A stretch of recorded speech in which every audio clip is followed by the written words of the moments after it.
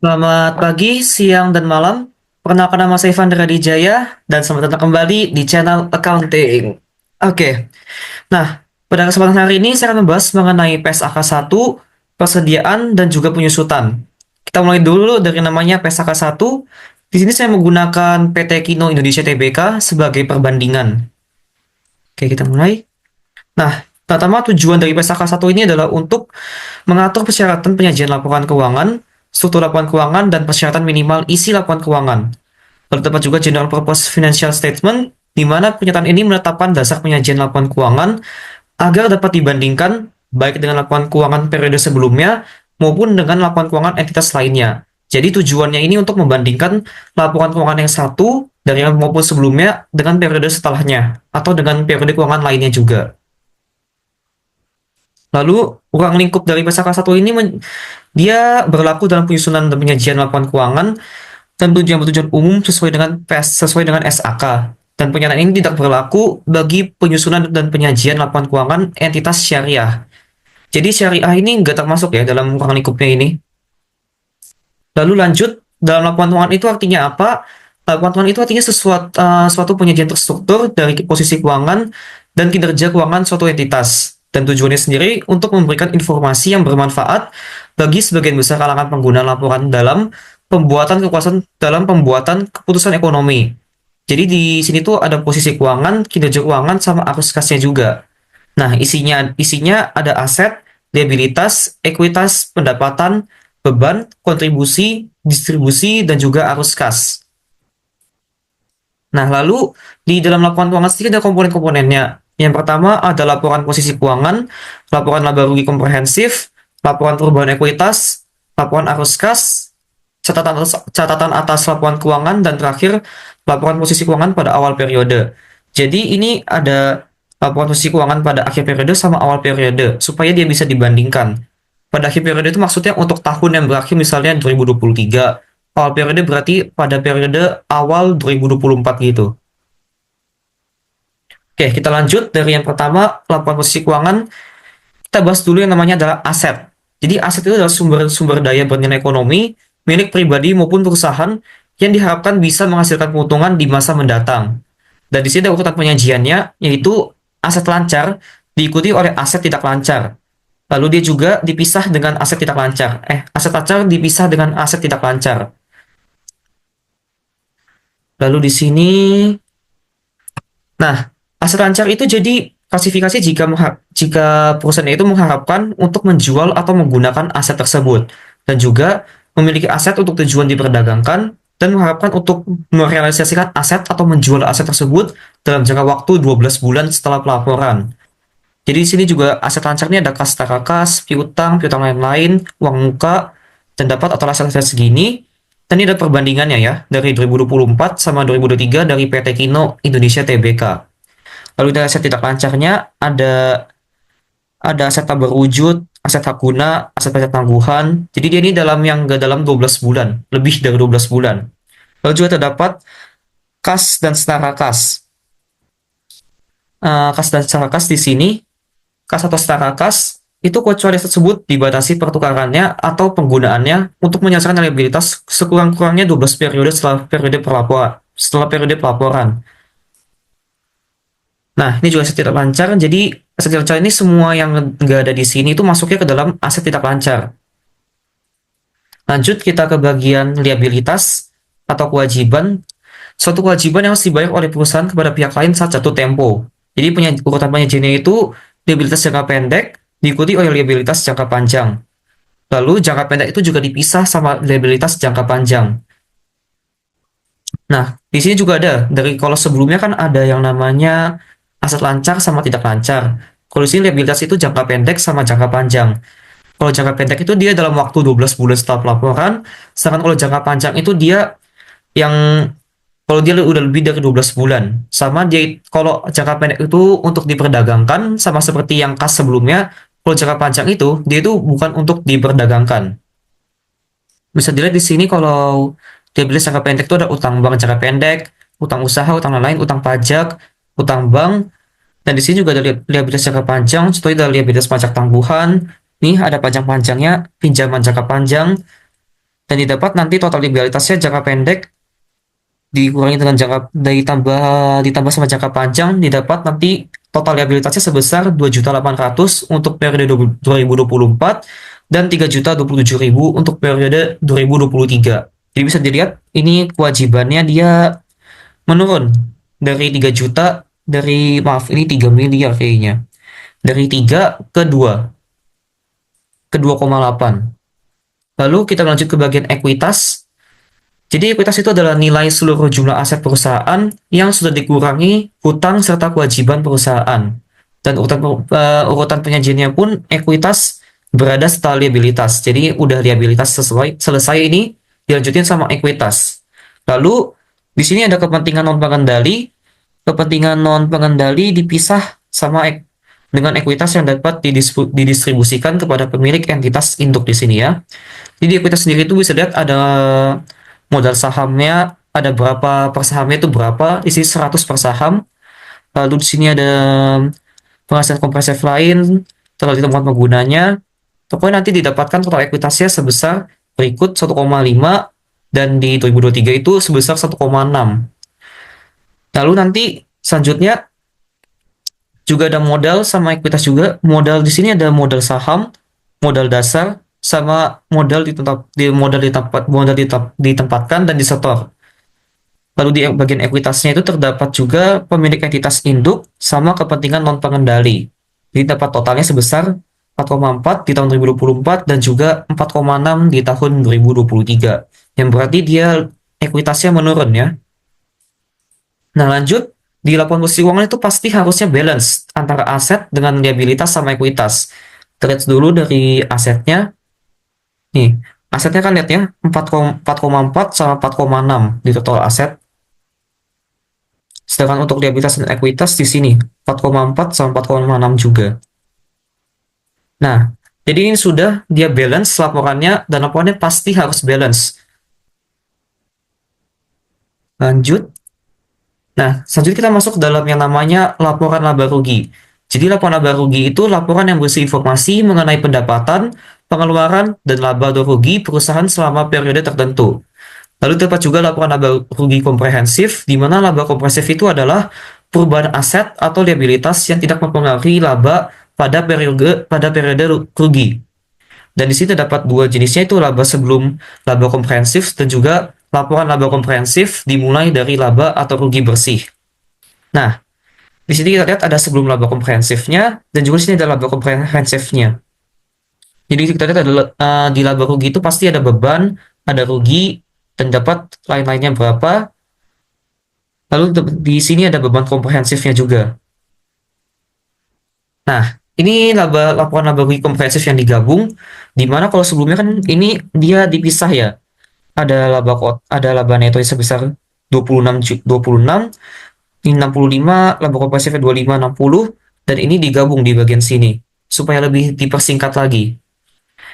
Nah, di laporan laba rugi komprehensif digabung itu laba periode berjalan dan laba komprehensif disajikan dalam satu laporan yang berkelanjutan. Jadi di sini gabung ya laba neto sama laba komprehensifnya. Nah, lanjut kita ke laporan perubahan ekuitas, di mana itu menunjukkan total laba rugi komprehensif sebelum suatu periode yang diatribusikan kepada pemilik entitas induk dan pihak non pengendali. Jadi ini ada total laba rugi ya. Nih, jangan lihat di sini ada pembagian dividen dan lain-lain sebagainya, dan kita dapatkan total dari ekuitasnya sebesar berikut. Dan kita akan bandingkan dari 2023 ke 2024. Bisa dilihat kalau di 2023 itu total ekuitasnya 1,6, sedangkan di ekuitas di 2024 itu 1,5. Dia menurun.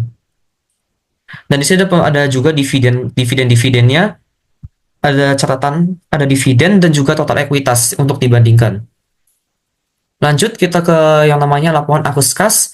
Jadi laporan arus kas ini ada untuk menilai kemampuan entitas atau perusahaan tersebut dalam menghasilkan kas dan setara kas. Jadi laporan ekuitas di PT Kino ini, yang pertama pasti ada operasi. Operasional itu misalnya seperti penerimaan kas. Ini ada aset operasi, penerimaan dari pelanggan, penurunan pembayaran pajak, penerimaan, dan pembayaran. Jadi operasional ini maksudnya kegiatan perusahaan untuk seperti penerimaan kas. Lalu ada dari aktivitas investasi, Contohnya itu seperti pembelian peralatan kalau di biasanya.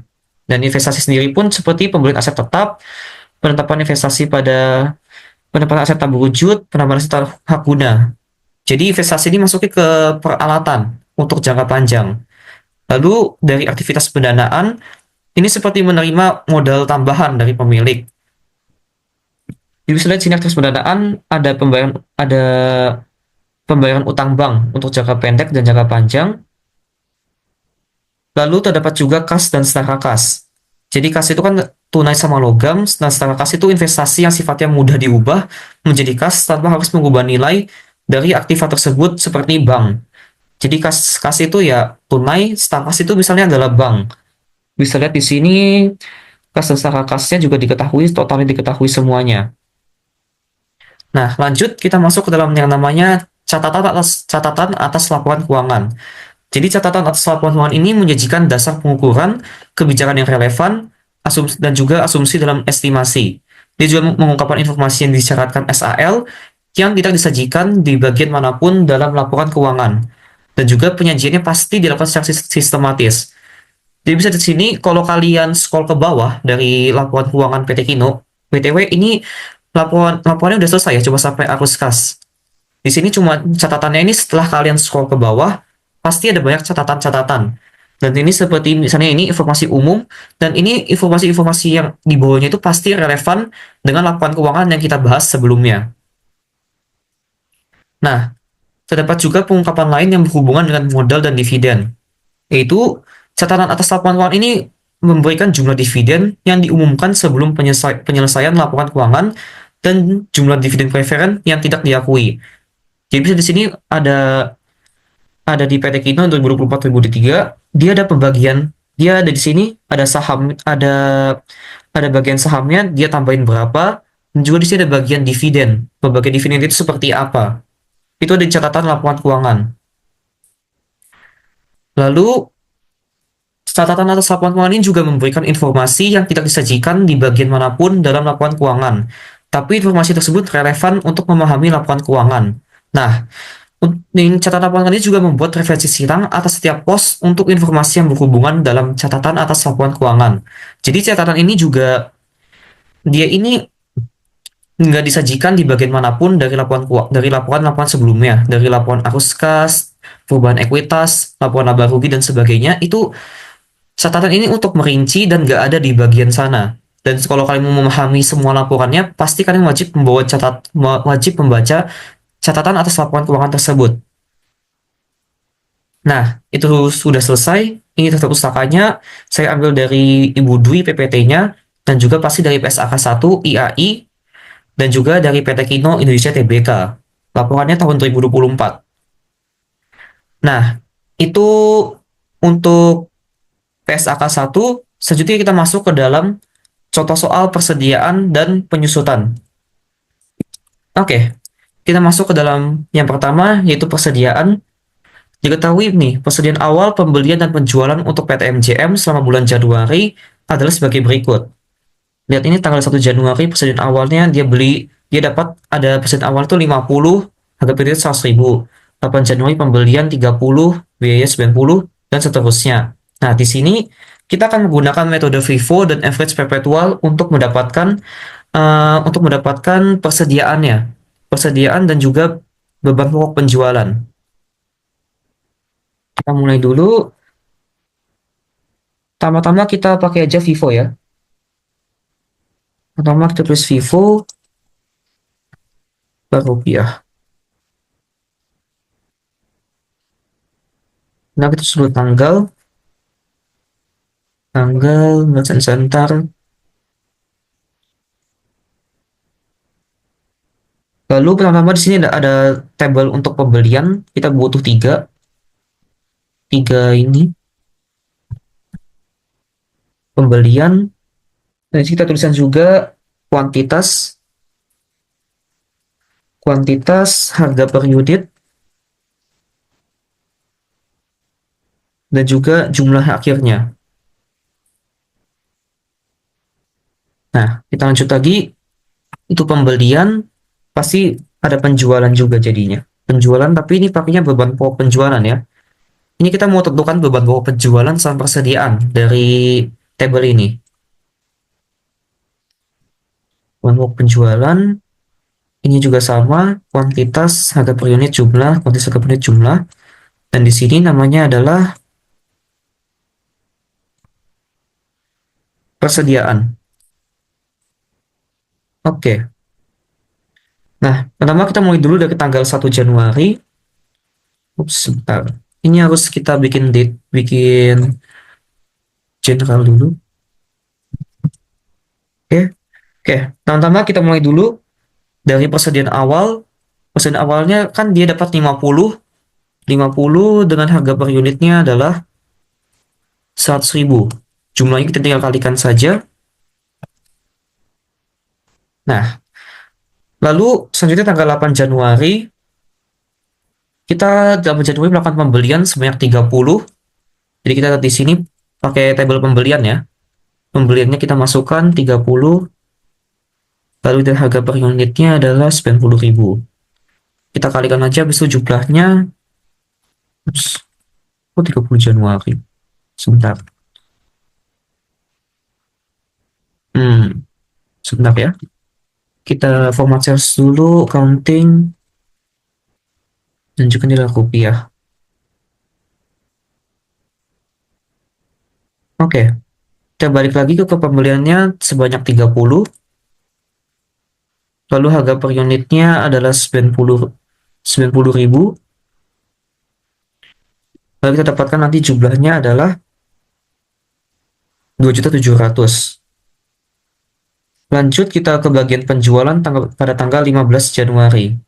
Sebentar. Jadi di bagian FIFO, saya lupa jelasin dulu. FIFO itu kan first in first out ya. Artinya barang masuk pertama, berarti dia bakal dijual selanjutnya. Jadi kita tulis dulu di bagian persediaan, ini wajib kita tulis di bagian persediaan. Kita masukkan ojek control free saja. Bagian ya.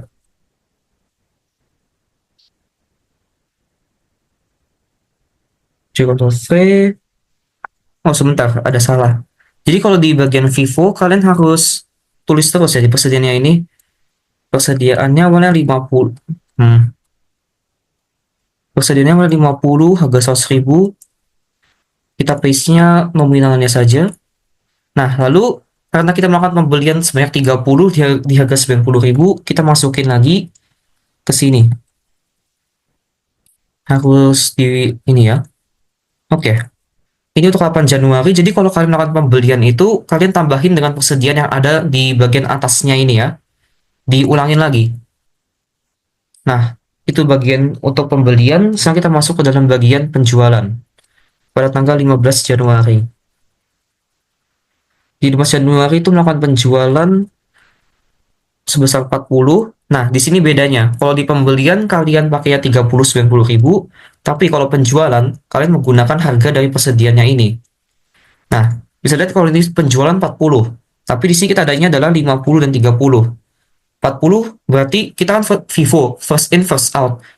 Yang pertama masuk kan adalah persediaan awal, baru yang kedua adalah yang masuk itu adalah pembelian. Jadi ini yang pertama, ini yang kedua masuknya. Karena namanya adalah first in first out, berarti kita yang pertamanya kita pakai dulu. Ini 40, berarti kita gunain harga dari yang 50, sebesar 100.000. 100.000, baru kita kalikan aja.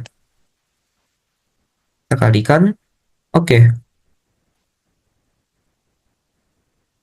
Nah, lalu di sini sisanya kita tulis ya. Kan 50, lalu dijual 40, berarti tinggal 10. 50 dikurangi sama 40, 10, baru harganya juga sama 100.000, lalu kita kalikan aja 1 juta, lalu kita tulis yang 30 ini ya, kan dia belum dipakai. Oke, itu untuk tanggal 15 Januari di bagian penjualan. Kita sekarang masuk ke dalam 18 Januari. Di 18 Januari. Nah, 18 Januari di PTM Jam ini melakukan pembelian lagi sebanyak 20 barang dengan harga 70.000. Tiga kita kalikan aja. Ingat kalau pembelian itu kita pakainya dari tabel, tapi kalau penjualan baru kita pakai harganya dari persediaan. Dapat pembelian Dan ini kita tinggal copy kopas saja. Soalnya pembelian itu cuma menambah persediaan aja, dia nggak bakal ngurangin. Ini tinggal copy aja 10.30 baru kita masukin yang ini. Nah, lanjut kita ke tanggal 20 Januari. Nah, di 20 Januari dia jual 45 dengan harga 105.000. Berarti otomatis penjualan 45 ya. 45. Tapi kalian nggak bisa terus gini aja. Penjualan ini harus lihat dari posisi persediaan kita. Di sini kan di bagian bulan Januari terakhir segini ya. Ada 10, 30 sama 20 stoknya. Nah, sekarang dia jualnya 45. Berarti pertama-tama kita tulis dulu ini. Kita copy dulu aja 10. Kita copy di sini 10 itu berarti tinggal 35 lagi. 30 berarti kurangin dengan 35 dengan 30. Nah, lalu jual 45 ini masih 40 kan? Tinggal 5 lagi. Berarti kita tulis saja 5 di sini. 5. 5 dengan harga dari yang stok 20 ini. Kita masukin, lalu kita kalikan aja. Oke. Nah, lalu harga yang tersisa pasti kan kita sum dulu ya, coba. Ini udah berapa? Sum. Nah, pas ya. Dia jual 45. Dan harganya itu sesuai sama yang first in first out. Dia dari 10 duluan yang masuk, baru 30, baru ke 20. Tapi dia beli 45, jadi cukup 5 aja. Nah, berarti kan 20 dikurangi sama 5 ya. Tinggal 15. Lalu dia menggunakan harganya yang sama. Lalu tinggal dikalikan saja. Nah, dapatlah ini adalah persediaan akhirnya ya. Ini adalah persediaan akhir. Dan ini udah selesai tabelnya. Tinggal kita kasih. Nah, ini kan untuk persediaan akhir ya. Tapi untuk beban pokok penjualan kita juga perlu totalin. Itu di sini total beban pokok penjualan. Total beban pokok penjualan cukup kita sum semuanya. Sum dari semua jumlah yang ada di sini. Dan dapatlah total bebannya itu 8.050.000. Nah, sekarang kita akan mencari yang namanya adalah laba bruto. Laba bruto itu artinya keuntungan bersihnya. Jadi untuk mencari laba bruto itu kita butuh penjualan, total penjualan dikurangi sama total beban pokok penjualan. Jadi kita mencari dulu yang namanya adalah penjualan. Kita cari di sini ya. Penjualan. Tinggal kita copy aja di sini. Penjualan 40, 40, 110.000. Dan juga ada penjualan lagi 45. Nah, jadi kalau di penjualan ini kan kita nggak catat ya di bagian beban pokok penjualan. Kita gunakan harganya dari persediaan. Nah, tujuan dari harganya ini kita bandingkan untuk mendapatkan laba bruto nantinya. Kita gunakan penjualannya di sini untuk mendapatkan laba bruto. Jadi kita kalikan dulu ke 110.000 dan ini juga sama. 725. Sebentar saya no ini dulu. No border. Nah, lalu setelah kita totalin ke bottom. Oke. Setelah kita totalin ini ditambah penjualan kedua. Didapat total penjualannya adalah 9125 dengan total beban pokok penjualan 8.050. Berarti kita sekarang cari namanya laba brutonya. Laba bruto. Laba bruto tadi rumusnya adalah total penjualan dikurangi sama total beban pokok penjualan. Jadi 9125 dikurangi sama 8.050. Dan kita dapatlah laba bruto sebesar 1.075.000. Dan ini sudah selesai untuk Vivo yang bagian perpetual. Sekarang kita masuk ke dalam average cost. Average cost. Nah, dari namanya udah ketahuan kan, namanya adalah rata-rata. Nah, ini tinggal kita ini aja, copy, paste. Lalu kita kosongin aja di sini.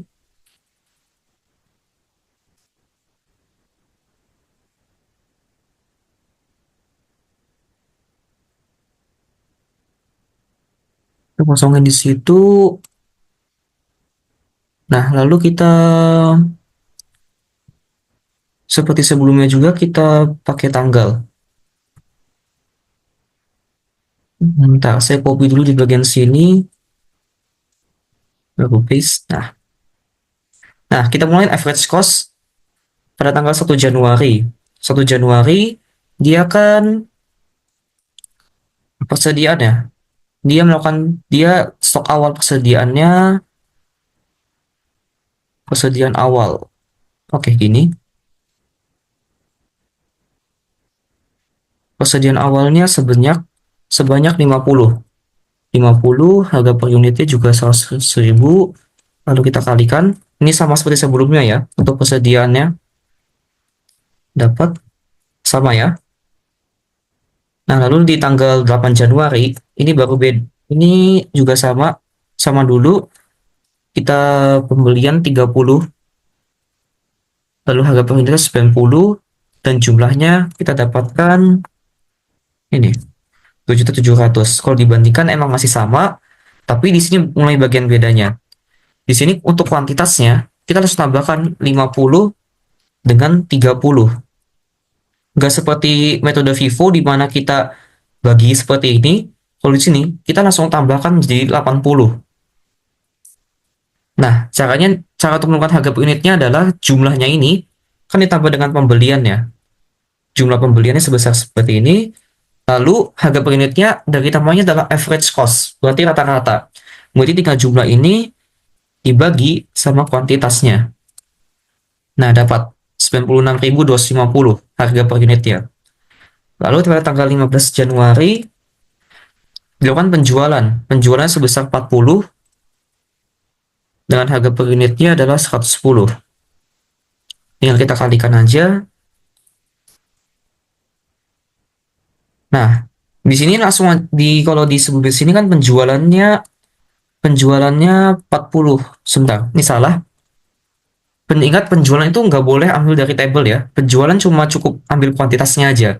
Untuk harga per unitnya itu diambil dari sini. Harga per unitnya kita kesiniin, baru kita kalikan. Dapat 3850. Nah, kuantitas unitnya tinggal kita 80 dikurangi sama 40. Dapat segitu, dan untuk jumlah tinggal kita 7.700.000 dikurangi sama jumlah penjualannya.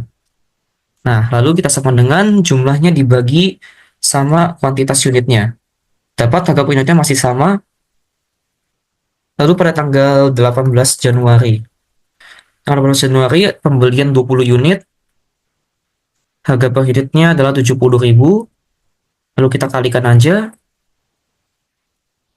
1.400.000. Nah, kuantitas tinggal kita tambahkan 40 sama 20.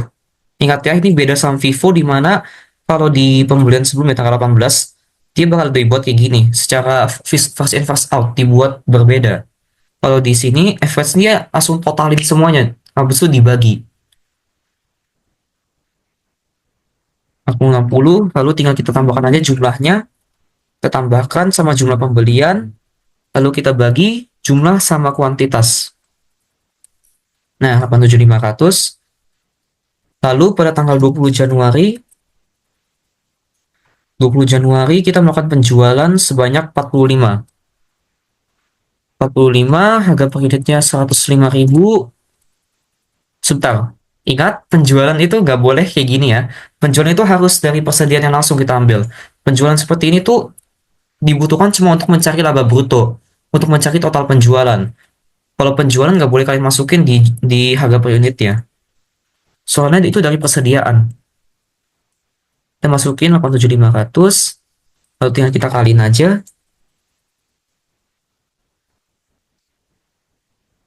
Kaliin. Nah, lalu berarti persediaannya otomatis berkurang gara-gara dia penjualnya. 60 dikurangi 45, 15, baru total jumlahnya dikurangi sama total penjualan. Dapat, lalu kita jumlah dibagi sama kuantitas. 87.500. Dan ini pun menjadi persediaan akhirnya ya. Lalu kita potong aja bagian ini,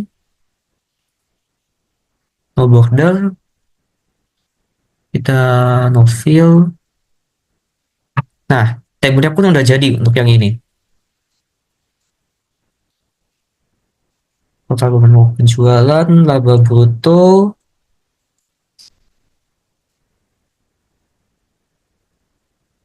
no fill. Nah, kalau beban penjualan seperti sebelumnya kita tinggal sum aja. Sum dari jumlahnya ini 7.787 sebagai total beban penjualannya. Lalu laba brutonya tinggal penjualan yang sebelumnya. Penjualan sama ya, soalnya tabelnya sama dari awalnya. Yang kita kurangin sama yang total beban pokok penjualan. Dapat hasilnya adalah 1.337.500 untuk laba brutonya. Nah, kalau kalian lihat ya, ini Vivo sama Everest itu beda. Di sini ada 1.050.000, di sini 1.312.000. Jadi kalau Everest ini dia kadang-kadang memang lebih mahal daripada Vivo. Nah, dari itu saja untuk persediaannya. Next kita lanjut ke bagian penyusutan. Nah, jadi di bagian penyusutan ada metode garis lurus, unit aktivitas, sama saldo menurun. Jadi pada tanggal 1 April 2021, PTM Jam itu membeli Panigale V4 SP. Beli motor bahasanya senilai 300 juta. Motor tersebut diperkirakan memiliki umur manfaat 4 tahun atau 21.000 km. Di sini kita tulis ini harganya kan 300.000 ya. Harganya 300 juta, residunya adalah ini residu. Sebentar, dan mungkin residu 500.000, dan umur manfaatnya 4 tahun, dan unit of activity adalah 21.000 km, dan dibeli pada tanggal 1 April 2021. Lalu motor digunakan sebesar 8.000 km selama tahun 2021, 6.000 km pada tahun 2022, 4.000 km selama tahun 2023, sebesar 2.000 km selama tahun 2024, dan terakhir 1.000 km selama tahun 2025. Nah, jadi dengan diketahuinya seperti ini, kita itu bisa mencari penyusutannya itu berapa dari motornya ini. Soalnya kan penyusutan itu kalau kalian beli barang, otomatis akan mengalami penyusutan pada akhir bulan maupun pada akhir periode lainnya. Dan itu adalah tugas akuntansi untuk mencatat penyusutannya tersebut. Nah, pertama kita mulai dulu dari yang namanya adalah garis lurus. Kita mulai yang pertama garis lurus. Metode garis lurus. Nah, untuk metode garis lurus, pertama kita tahu dulu yang namanya adalah biaya yang dapat disusutkan. Biaya, singkat aja ya, ini biaya yang dapat disusutkan. Nah, untuk biaya yang dapat disusutkan itu, kita dapat dari harganya belinya berapa, lalu dikali dengan nilai residu. Nah, nilai residu itu nilai yang kita mau, nilai residu nilai akhir peralatan di akhir periode itu berapa. Misalnya nanti motornya kita pakai 300 juta, itu belinya. Tapi nanti di bagian paling akhir, motor kalian itu cuma tinggal nilainya tinggal 500.000. Nilai residu ini pun kalau nggak ada, nggak apa-apa. Kalau nol itu berarti motornya hancur total, nggak bisa diapa-apain lagi motornya. Ini residu nggak apa-apa kalau nggak ada. Itu biar dapat disusutkan. Lalu kita masuk, kita mencari namanya rate. Rate. Nah, untuk cari rate-nya ini tinggal 100% dibagi sama umur manfaat 4 tahun. Sebentarnya saya bisa dulu ya. 4 tahun.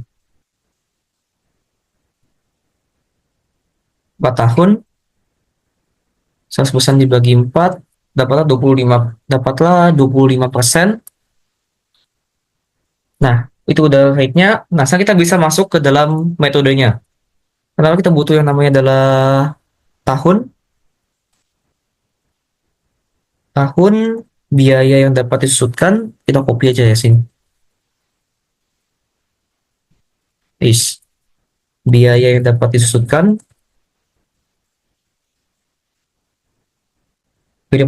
sama habis itu ada rate sama ini ada partial year. Partial year. Nah, jadi partial year ini artinya adalah em, tahun yang apa ya bahasanya partial itu artinya tahunnya itu ada perpotongan. Misalnya di sini kalau kita itu belinya pada tanggal 1 April 2021. Itu artinya kita bakal gunain itu dari April, bukan dari Januari. Jadi partial year itu ada untuk mengatasi kekosongannya itu. Jadi kalian lihat aja di sini, kalau partial year itu nggak ada kalau kalian beli itu Januari. Soalnya kalian pakai full di bagian Januari, bagian no, lebih spesifik itu tanggal 1 Januari. Supaya kalian nggak ada partial year-nya. Tapi kalau kalian beli 1 April, di bagian Februari, Maret, April, Mei, Juni, Juli, Agustus, September, Oktober, November, Desember, itu pasti ada partial year-nya. Soalnya ada selama 1 tahun itu kalian cuma pakainya dari April, sedangkan 1 tahun itu ada 12 bulan. Jadi partial year ini ada untuk mengisi kosongan yang nggak digunakan tersebut. Lihat aja di sini, partial year-nya kita tinggal partial year, habis itu kita buat namanya beban penyusutan,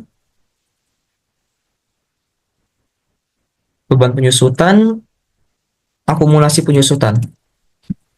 Soalnya sih kita ada untuk menghitung penyusutannya. Akumulasi penyusutan, dan terakhir adalah nilai buku. Nilai buku ini adalah nilai dari sini sebenarnya. Cuma dari sering proses berapa lama, dari 300 juta, nanti dia bakal turun ke berapa di tahun segini, tahun segini, itu nilai dari yang kita belinya. Oke, kita mulai dulu. Yang pertama tahunnya, tahunnya kan kita belinya dari 2021. Tapi gara-gara kita belinya adalah April, yaitu Januari, Februari, Maret, April, di bulan keempat, hitungnya gini. April, Januari, Maret, April, Mei, Juni, Juli, Agustus, September, Oktober, November, Desember. Jadi sampai Desember mulai dari Aprilnya. Jadi dapat 9/12, soalnya April itu emang 9/12 dari tahunnya. Lalu di tahun terakhirnya itu ada 3/12, soalnya kan dipakai 1 tahun ya. 3 sisanya itu nanti dipakai di tahun depannya, di tahun akhirnya itu bagian Januari, Februari, sama Maretnya. Jadi sih kita mulai dulu tahunnya 2021, tahunnya tinggal kita copy aja deh dari sini. Tahunnya ini, dan emang dari kita beli 2021, umur manfaatnya 4 tahun. Tapi di sini ada 2025, soalnya ada ini. Supaya lebih maaf gini aja ya. 2021 kita tulisnya adalah April sampai Desember. Sedangkan di sini 2025 itu adalah Januari sampai Maret. Nah, jadi bedanya ya. Sebenarnya totalnya itu 4 tahun, tapi gara-gara ada jedanya di sini, ada jedanya, dia kepindah ke sini. Jadi ini ada 9/12, ini 3/12-nya. Jadi totalnya memang masih 4 tahun. Cuma beda tahun. Lalu kita masukin biaya dapat disudutkan, lalu kita masukin rate-nya. Rate-nya ada 25%, kita kasih F4. Kita kasih ini string 25%. Ah ya, untuk metode garis lurus ini kalian tinggal ini aja sih. Ini sama masih. Aduh,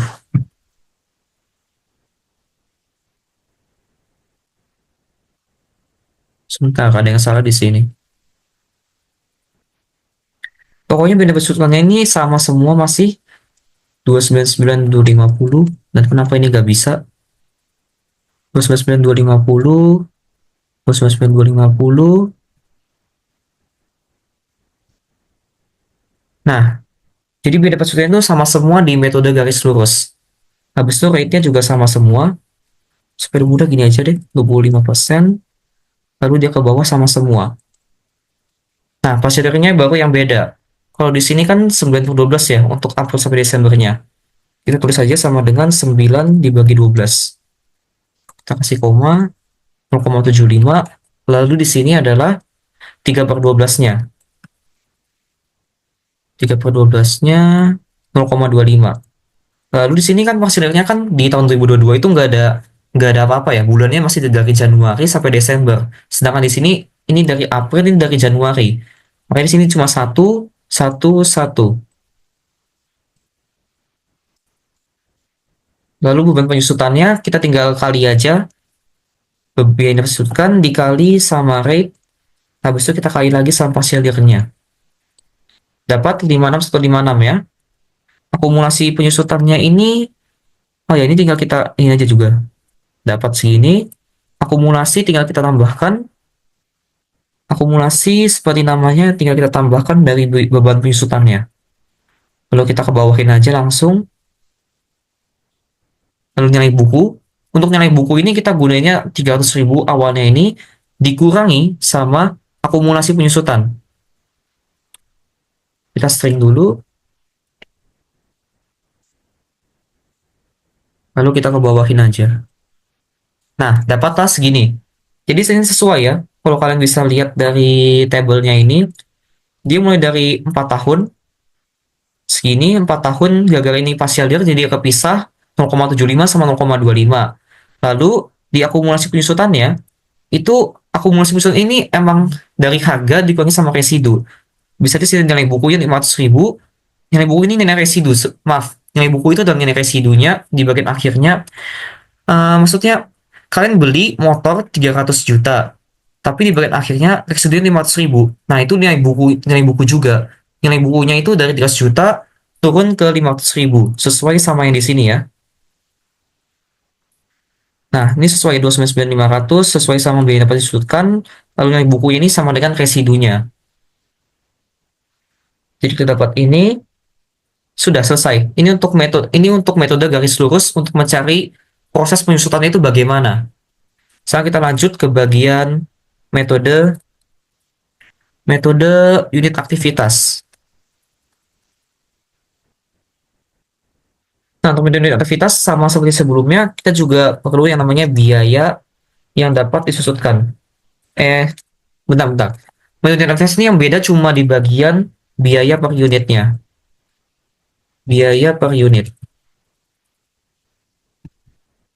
Nah, di mana ya? Biaya per unit itu rumusnya adalah dari harga biaya yang dapat disusutkan ini, kita bagi sama tot unit of activity, yaitu sebanyak ini. Dan ini adalah biaya per unitnya sebesar 14.262. Saya ulangi lagi, rumusnya biaya per unit itu kan, biaya per unit itu rumusnya adalah biaya yang dapat disusutkan ini dari harga pembelian dikurangi sama residu, habis itu kita bagi sama total penggunaannya ini, yaitu 21.000 km. Jadi dapat biaya per unit itu sebesar 14.262.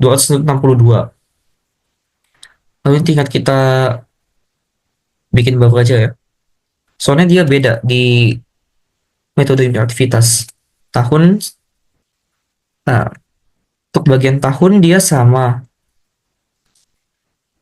Tahunnya sama.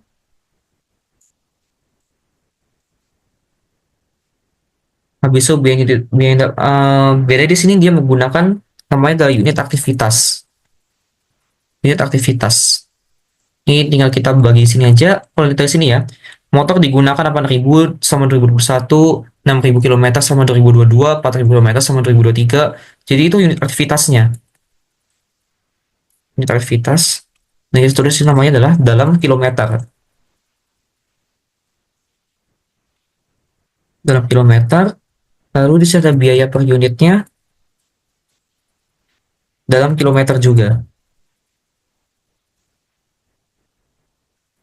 Nah, untuk biaya per unit ini kita udah dapat sebelumnya ya. Sebesar 14.262 yang kita kebawahin aja. Ups. Maaf, ini harusnya dikasih F4 aja. Nah, jadi dia nggak akan seperti sebelumnya, dia bakal tetap seperti itu. Biaya per unit kilometer, lalu kita masukkan ke beban penyusutan. Beban penyusutan. Nah, untuk beban penyusutan ini simple, kita tinggal kalikan aja. Beban penyusutannya tinggal kita kalikan unit aktivitas dikali sama biaya per unitnya, lalu kita kebawahin juga.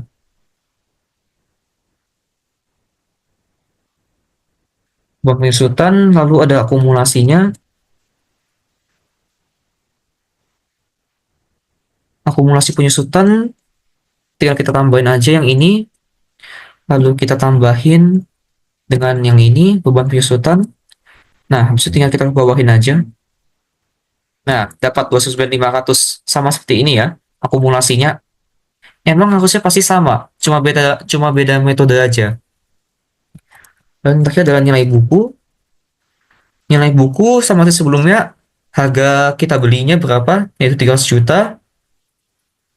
300 juta kita kasih F4 dulu, string, lalu dikurangi sama akumulasi penyusutannya. Lalu kita tinggal string aja ke bawah, dan dapatlah nilai residunya sama seperti sebelumnya. 29500, nilai buku 500, ini juga sama. 29500, nilai bukunya adalah 500.000 juga. Jadi ini hasilnya pasti sama, cuma beda metodenya aja, beda cara penghitungan aja. Itu untuk metode unit aktivitas. Lalu yang terakhir kita masuk ke dalam, namanya adalah saldo menurun. Saldo menurun. Saldo menurun. Nah, di saldo menurun ini nama lainnya adalah double declining balance kalau bahasa Inggrisnya. Artinya rate-nya itu dikali dua. Jadi di sini yang berubah itu adalah rate-nya.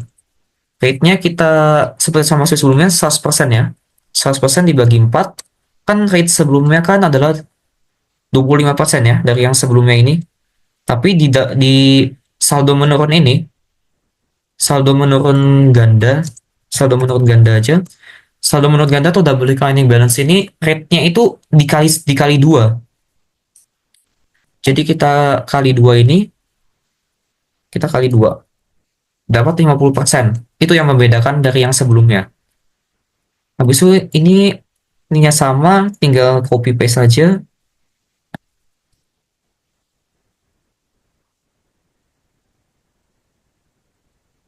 Copy paste. Nah, ini kita delete dulu.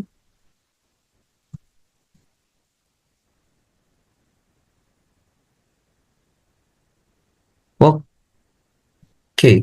Nah, untuk biaya dapat sudutkan ini awalnya nama kita ganti aja dari namanya adalah nilai buku awal. Nah, nilai buku awal ini nggak seperti sebelumnya yang dimana kita menggunakan 29.500 yaitu harga barang dikurangi sama residu. Yang ini kan unit aktivitas. Sekarang kita gunainnya full 300 juta. Ingat ya, itu bedanya. Ini beda ya. 300 juta sama 29.500. Nggak dikurangin sama yang untuk saldo menurun ganda ini nggak dikurangin sama 500 ribunya atau nilai residunya. Habis itu rate-nya ada 50% ya. Kita ke F4-in supaya dia tetap seperti itu. Turunin, pasti sama. Ntar, di bagian saldo menurun ganda ini juga di bagian akhirnya ada penyesuaian. Saya jelasin ntar lagi. Kita kalikan dulu ini partial rate-nya adalah hasilnya sama seperti yang ini ya. Tahunnya nggak ada perubahan, yang ada cuma yang lainnya.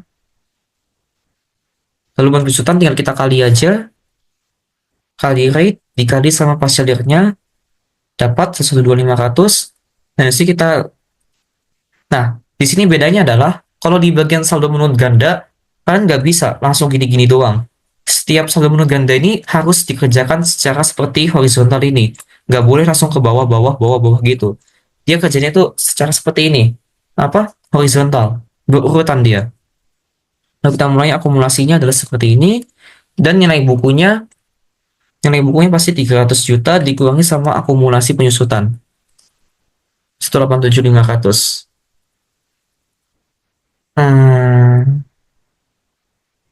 15 juta 187.500. Nah, lalu di sini bedanya adalah kalau di saldo menurun ganda, nilai bukunya ini kita sama dengan nilai buku yang sebelumnya. Ingat ya, ini bedanya di sini juga. Lalu kita kalikan juga di sini. Sebentar, supaya lebih mudah kita gini aja. Nah, udah kekali ya dia ya. Udah kekali, oke. Lalu akumulasi tinggal kita tambahkan aja. Tambahkan.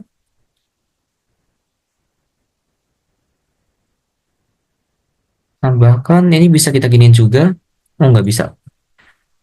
Sebentar, nilai bukunya tinggal kita itu lagi 300 juta dikurangin sama akumulasi penyusutan. Sama akumulasi penyusutan, baru tuh kita sama sebelumnya kita gunain nilai buku untuk di nilai buku awalnya ya. dapat 46, baru kita tambahin aja di sini, tambahin dapat, baru kita kurangin lagi nilai buku awal yang 300 juta itu dikurangin sama akumulasi. Dapat sama dengan lagi di sini, besutan akumulasi, akumulasi ya tambahin aja sama yang di sini 300 juta. Nah, sorry tadi ada sedikit kesalahan. Ini bagian akumulasi saya lanjutin lagi. Tadi pun 300 itu dapat dari mana nggak tahu juga. Kita tinggal tambahin lagi akumulasinya. Kalau nilai buku tinggal 300 juta dengan sama 276 juta. Nah, nilai buku awal kita taruh sini. Dan di sini ini baru ada perbedaannya. Jadi kalau kalian gini ya, kalau kalian tulis 50% gini aja, terus kalian kali kayak gini, kali kayak sebelum-sebelumnya,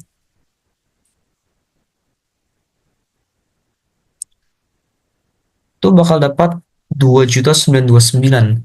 Dan itu bukan apa ya, kalau kalian akumulasikan juga, kalau kalian akumulasi 300 juta dikali sama 279, bukan dapatnya bukan 500.000. Makanya kalau khusus saldo menurun ganda, ini dia butuh penyesuaian. Jadi penyesuaian ini dia dari awalnya sini ya, udah sampai sini 3 tahun terakhir kan. Nah, sekarang kita gimana cara membuatnya jadi 500.000 kan? Terus 500.000, pokoknya apapun yang terjadi dia harus dapat 500.000 di sini. Nah, caranya adalah kita sama seperti sebelumnya, kita tetap tulis kayak gini, tapi bedanya di bagian rate, kita tulis adalah penyesuaian. Ini juga sama penyesuaian. Nah, di sini bedanya. Kalau kita membuat dari 23, 4, 3, 7, 500 ke 500.000, itu kita harus kurangin aja langsung. 2937 baru kita tambahin. Dan dapat hasilnya sama, 22.500 sama 500.000.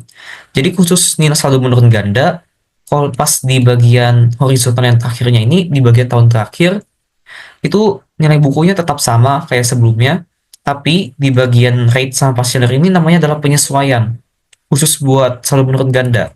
Baru bahan penyesuaian ini bukan dikali sama dikali ini, tapi dikurang antara nilai buku sama nilai buku akhirnya supaya dia dapat residunya tetap 500.000 apapun yang terjadi.